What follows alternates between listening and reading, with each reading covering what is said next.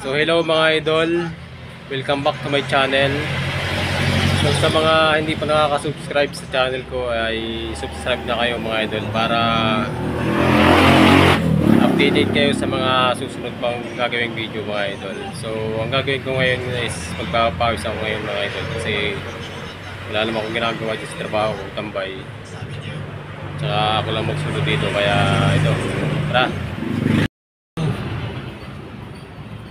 Hindi rin ako nakapagsalita. Sa totoo lang, ako'y nasasaktan para sa kanya. First time ko siya mapag-uhatan ng kamay. Nagsisisi rin ako at nakukonsensya ako. Iyak niya sa akin. Iyak ako siya. Patawarin mo ko. Sabi pa niya. Hindi ko na rin napigilan pang umiyak. Iniyakan ko ang batang nilagyan ni Jenny. Dugot lamang ko yun at tunay na pamilya ko. Kung sana'y nabuhay ang batang iyon, siguro hindi ko na masasabing ulila ako. Nabawasan ang pagmamahal at respeto ko kay Jenny at dahil doon ay nagawa akong pumatol sa iba.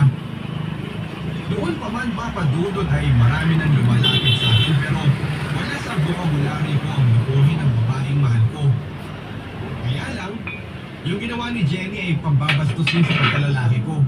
Pinakiusapan ko siyang huwag ilaglag ang bata ngunit ginawa pa rin niya. Pumatol ako sa iba pero hindi ako nakipag-break kay Jenny. Nakilala ko si Mary Ann pero hindi kami magka-match. Masyado kasing relihiyosa. Gusto niyang lagi kami sa simbahan at doon kami lagi mag-usap sa parke, sa harap ng katedral. Hindi ko kinaya. Kaya inaiyakan ko na lang siya. Sobrang baba kasi ng paniniwala ko sa Diyos noon, Papa Dudut.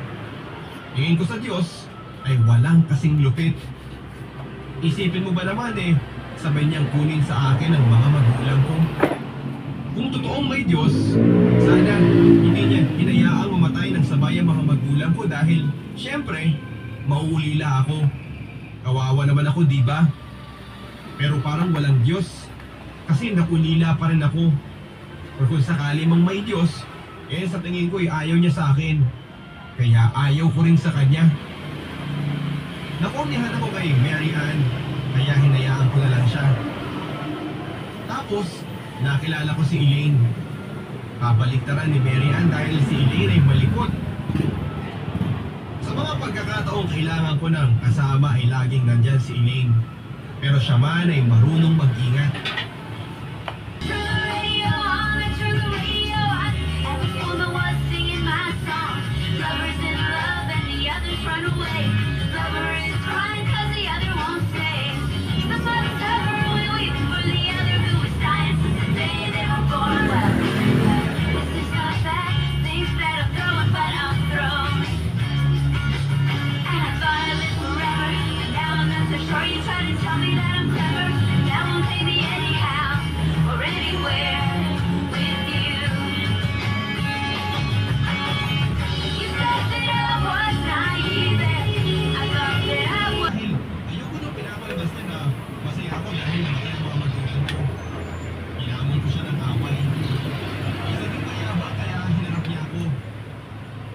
Laki kami pero mataba siya.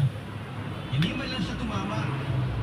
Ang hindi ko alam ay puro kamag-anak pala niya ang mga inuman ko.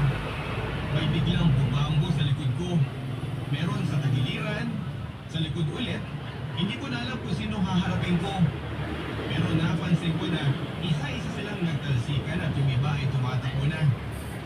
Sagsad ako sa pader noong makita kong si Uncle Jim habang binabambo ang hawak ng dos